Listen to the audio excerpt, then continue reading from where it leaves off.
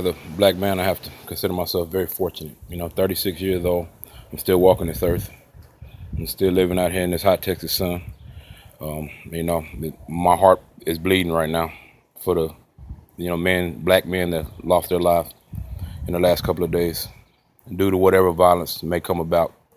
Unfortunately, the violence that's come about now is the fact that, there are officers that are here to serve and protect that seem to only serve and protect their own interest, and their own interest is their own health benefits. It's wrong. It's sad. Whatever Alton did before, still didn't have any cause for him to lose his life. It's 2-on-1 at that point. You telling me two officers who've been trained to take down someone can't subdue a man facing 2-on-1 just because he's a bigger guy? I mean, you did tase him, so they say. Doesn't mean, his life meant shooting him 4 times. Then, to go to sleep with a heavy heart and to wake up with even a more heavy heart to hear that, another black man has lost his life when all he was stating was that he had a gun and he had registration for that gun and that he was only reaching for his wallet because the officer had asked for his license and registration. It's senseless. I mean, it's senseless to watch us kill ourselves as black men because we don't take pride in ourselves as a black male.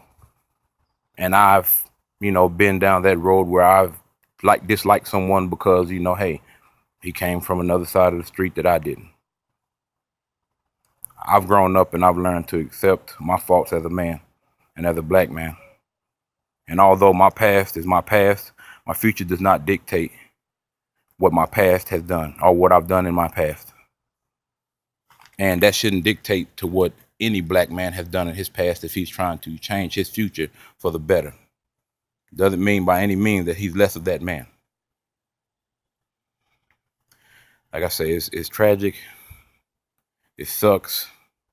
My heart hurts because at any point in time, I've been in those situations. I've had officers pull a gun out on me as I was just walking down the street. They assumed that I was a suspect in a stolen car that resulted in an accident. I got placed in the cop car and taken to the scene of the accident. Luckily, the woman that car was stolen from said that the guy wasn't even black, and she stated that 2 times to the officer. And his look of disbelief was consultation and enough for me that night.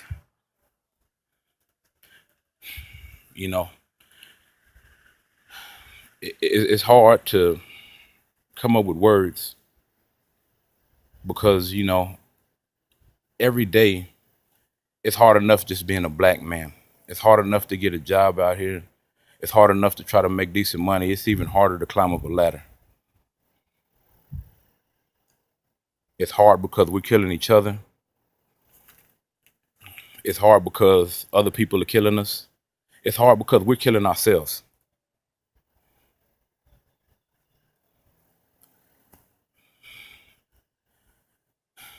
My heart goes out to the families. Truly. Black men, we got to step up and do something better for ourselves. We can't blame these guys for what they've done because their actions, hopefully, they will have their judgment. Hopefully, they'll be judged for the things that they've done. And if so, the court of public opinion can't find them guilty. In the eyes of God, they will always be guilty. It's hard to deal with this, knowing that, hey, I'm a black man. I have children, sons of that, and I hope that they never have to go through what I've gone through, to be harassed for having your music up too loud, or you fit the description of a suspect, or your car's been seen in an incident that, resulted, the 7 sheriffs, jumping on your car. and surrounding you with guns drawn for no reason, and all you were doing was just riding down the street to make it home. Every black man has gone through this. I've gone through it so many times, it's countless. Luckily, none of mine have resulted in me getting shot. The things I've done in my past, the things I've done in my past. I've changed my past. I'm a grown man with gray hair. I'm not a harm to anybody. That's not going to be a harm to me. But we got to do a better job. We got to step up and look at ourselves and be willing to change what we see, because they're not going to change what we see.